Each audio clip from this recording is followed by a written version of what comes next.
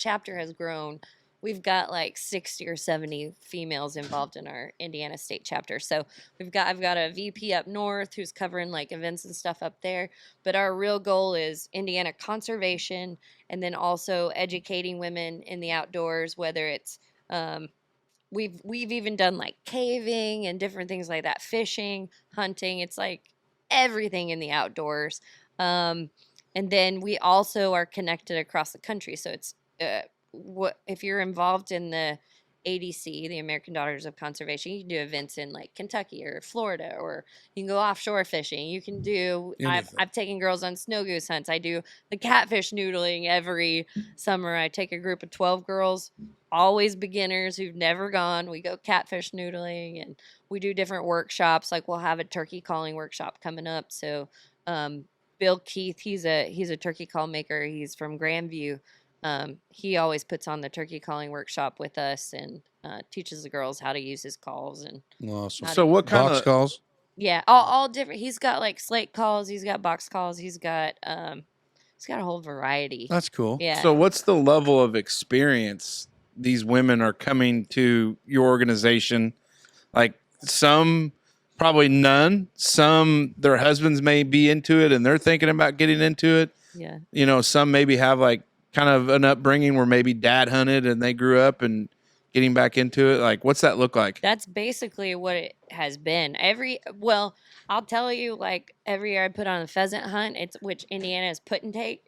So we'll go to Sugar Creek up near Mitchell, and we'll do a put and take pheasant hunt, which is like pheasant, chucker. Sometimes we'll jump a covey of quail. Random covey. Yeah, sometimes we'll jump a random covey, but almost every year, everybody who comes, none of the girls have ever bird hunted before. Mm-hmm. So and that's kind of a good introduction, because that's exciting. There's most of the time there's pretty good action, but the birds and everybody gets excited. It's a good start. Yeah, and then we practice like shooting clays beforehand, and then we talk about hunting with dogs and like safety, and then gun safety, and then we'll go out into the field and they get that experience, and we'll go back and clean the birds, and then they take the meat home, and we'll talk about how to cook it, and like it's a whole full hands-on experience. So what's the age of that you're? I mean, is there a move to get to the younger age groups? Because Indiana is one of those states where they do the youth hunts, and I don't know if a lot of states do that, but like what kind of age are you seeing? Are you seeing a younger influx? Like, is there a goal to get to the younger influx? There's more of a goal, because it's mainly like women, 20s, 30s, 40s, 50s, but they all also have daughters who want to get involved. So the goal is to come up with a junior ADC group, but we're not quite there yet. We're working on it. We've had a lot of interest, and we do have some junior members who are a part of our group. We have like 15-year-olds and 16, 17, 18, several teenagers who have taken part in some of our events. What's the response locally? We've got a great group locally. Actually, most of our group is probably here, Southern Indiana. Yeah, there's probably 20, 30 girls. Well, shout out to those girls. Yeah. Before we continue on, let's hear from LC Lawn Care and Pressure Washing. Our buddy Logan Clark doesn't just hang Christmas lights. He owns and operates LC Lawn Care and Pressure Washing. The good news is Logan has openings for lawn care in Huntingburg and Jasper areas.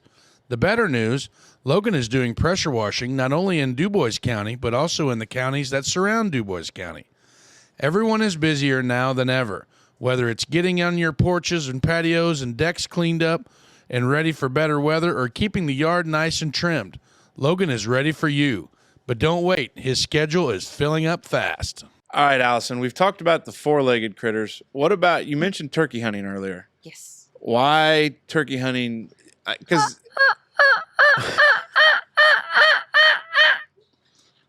and that is not Big Mason the Warden. It's their bed. It's their poor bed scream. Cesar always goes, Gordo. He's Gordo fat, which is me. He calls me Gordo, like that's my nickname. And he's Gordo. And it sounds just like a turkey goblin. Tell me if there's nothing better. Oh, look at the size. Look at the size of that quacker. Look at that big bastard. That's okay. You were bragging about your duck, but He was not exaggerating. That is Oh, a that's a big duck. big So duck. somebody slipped up the hill Sneak and that sumbitch right in there. ducked Brother Love's rig I this had evening. to use 2 hands to pick up this duck. Look at that thing. Whoa. Dang. Yikes.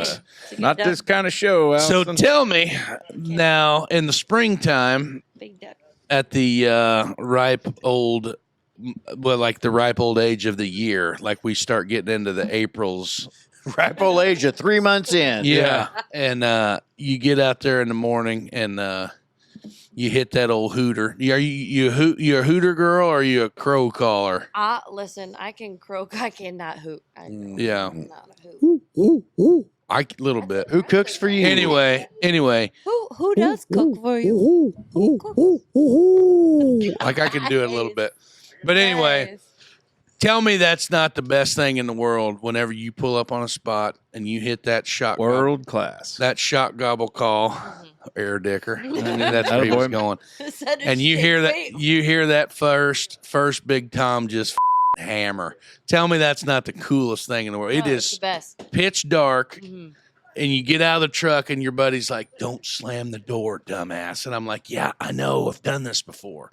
And then like we Slams the get, door. no, we get out, you know. Are we speaking from like? And then you walk away from the car on accident and you hear like the boop, boop, like your car makes that like the key has left the building, you know, and you're like, shit, you know, and then you hear the and then all of a sudden that bird just hammers and you know it is on like Now, what was that, Allison?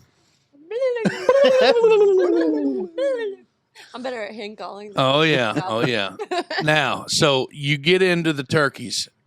Yeah. What's your tactic? What's your favorite tactic? How do you do it?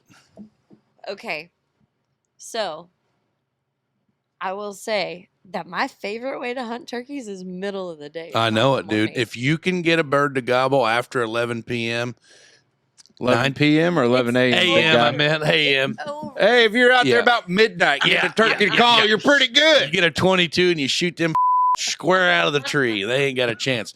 If you can get a bird to gobble after 11 a.m., it's 9 times. You're going to kill him. I've killed most of my birds Yeah. today.